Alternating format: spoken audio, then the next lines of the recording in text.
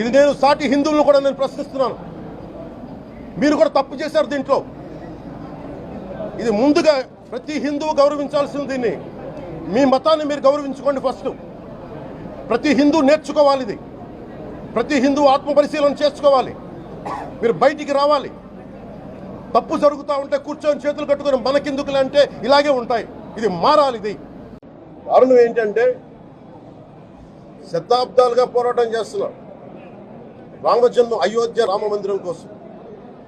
దానికి కూడా వీళ్ళు 1,00,000 లక్ష లడ్లు ఇలా బీఫ్ తోటి, పిగ్ ఫ్యాట్ తోటి, ఫిష్ ఆయిల్ తోటి కలిపిన లక్ష లడ్లు కొన్ని దశాబ్దాలుగా శతాబ్దాలుగా అయోధ్య రామ మందిరం కావాలి చాలా ప్రతిష్టాత్మకంగా తీసుకుంటే దానికి కూడా తిరుపతి లడ్లు వెళ్ళి, టీటీడీ లడ్లు వెళ్ళి, ఇది దేశం అంతా దీన్ని కదిలిపోయింది. ఈ రోజున ఇలాంటి అపవిత్రం జరిగింది. చేతులెత్తి వేడుకుంటున్నాను.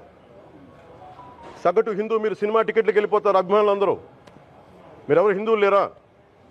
సినిమా టికెట్ల కోసం చించుకుంటారు. సినిమాని మీరు కూర్చోడానికి మీరు మొత్తం మాట్లాడతారు. అందరిని అడుగుతున్నా, మొత్తం భారతదేశపు యావత్తు ఉన్న సినిమా అభిమానులు అడుగుతున్నా. అత్యధికులు హిందువులే కదా, మీకు బాధ్యత లేదా? మీకు మీ సినిమా హీరోలు, నేను కూడా హీరోనే. నన్ను మించి దేశాన్ని చూడమని, సనాతన ధర్మాన్ని చూడమంటున్నా. మీ కన్వీనియంట్గా కూర్చోబెట్టి హీరోలను ఎత్తడం కాదు, నన్ను ఎత్తడం కాదు. ధర్మం విఘాతం కలిగినప్పుడు ధర్మానికి మీరు మాట్లాడటం మీ బాధ్యత. నా తరం మేము కష్టపడుతున్నాం, ముందుకు వచ్చాం. ఎవరి కోసం పడుతున్నాం ఈ కష్టాలు? మాకు సరదా కాదు. ప్రతి ఒక్కరి ఇష్టానికి వచ్చి మాట్లాడుతూ ఉంటే బాధ కలుగుద్ది. వచ్చినప్పుడు మీరు పంపించండి ల్యాబ్స్కి.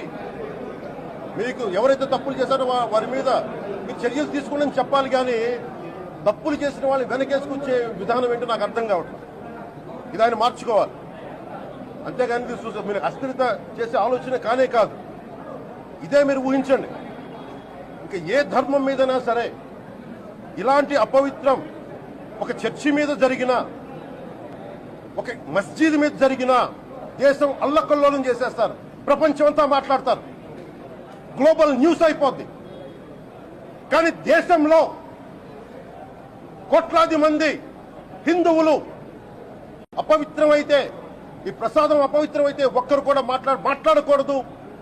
ఇది సెక్యులర్ వ్యవస్థకు విఘాతం అంటే హిందువులకి మనోభావాలు ఉండవా? ఇది ఒక్కరు నిందించట్లా. అసలు మీరు ప్రస్తావన చేయకూడదు, ఇది తప్పు, ఇది మాట్లాడకూడదంటే ఎట్లా? ఇదే వేరే మతానికి మీరు అన్వయిస్తారా? నేను అన్ని మతాల్ని సమానంగా గౌరవించేవాడిని.